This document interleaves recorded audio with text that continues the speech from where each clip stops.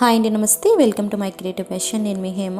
ఈరోజు మన వీడియో వచ్చి బ్యాంబూ చికెన్ అండి. దీనిని బొంగులో చికెన్ అని కూడా అంటారు. ఇది ఈస్ట్ గోదావరి స్పెషల్ అండి. ఇది మారేడుమిల్లి వెళ్ళిన ఎవరైనా సరే దీనిని టేస్ట్ చికెన్ రాలేరన్నమాట. అంత సూపర్గా, అంత టేస్టీగా ఉంటుంది. కోనసీమ అందాలకి ఈ యొక్క టేస్ట్కి చాలా సూపర్గా ఉంటుందండి. అక్కడ దొరికే బ్యాంబూ తోటి వీళ్ళు ఈ చికెన్ని కుక్ చేస్తారన్నమాట. చాలా చాలా టేస్టీగా ఉంటుంది.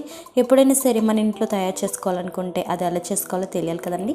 అందుకే నేను మీకు ఈరోజు బ్యాంబూ చికెన్ని ఇంట్లోనే చాలా సులువుగా ఎలా తయారు చేసుకోవాలో మీకు ఈరోజు చూపిస్తానండి. ఫస్ట్ మనం కేజీ వరకు చికెన్ తీసుకోవాలి.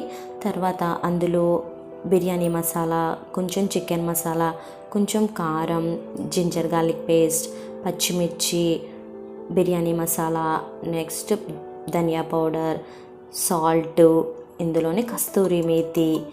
నెక్స్ట్ ఇందులో ఏం చేద్దామంటే హ్యాండ్ఫుల్ కరివేపాకు, పుదీనా, కొత్తిమీర, పెరుగు 100 గ్రామ్స్ వరకు పెరుగు, కొంచెం ఆయిల్, ఎక్కువ ఆయిల్ అనేది యూజ్ చేయనవసరం లేదు. ఇవన్నీ వేసి బాగా కలపాలండి. బ్యాంబూలో నుంచి వచ్చే వాటర్ వల్లనే చికెన్ అనేది కుక్ అవుతుంది. ఇలా బ్యాంబూని శుభ్రంగా క్లీన్ చేసుకున్న తర్వాత ఇందులో మనం మ్యారినేట్ చేసుకున్న చికెన్ని బాగా వేసి కూరాలండి. అలా కూరేసిన తర్వాత ఇస్తరాకు లేదా అరిటాకు ఉంటాయి కదా మన దగ్గర అవైలబుల్లో, వాటిని ఇందులో పెట్టి, లేదంటే అల్యూమినియం ఫాయిల్ కూడా పెట్టచ్చు. అలా అయిన తర్వాత వీటిని తయారు చేసుకునే ముందే పొయ్యిని వెలిగించుకోవాలండి. దాని మీద మ్యారినేట్ చేసి వేసుకున్న ఈ బ్యాంబూస్ని పెట్టి ఒక 15 to 20 మినిట్స్ వరకు ఇందులో ఉంచాలి. ఉడికినట్టు ఎలా తెలుస్తుందంటే ఇందులోంచి వాటర్ అనేది బయటకు వస్తుందండి. తీసి చల్లార్చి దాంట్లో ఉన్న పేపర్స్ తీసేసి స్పూన్తో కొంచెం బయటకు లాగాలి. అలా ఒక ప్లేట్లో సర్వ్ చేసుకుంటే అబ్బా ఈ జన్మకి చాలు అనేంత టేస్టీ ఉంటుందండి.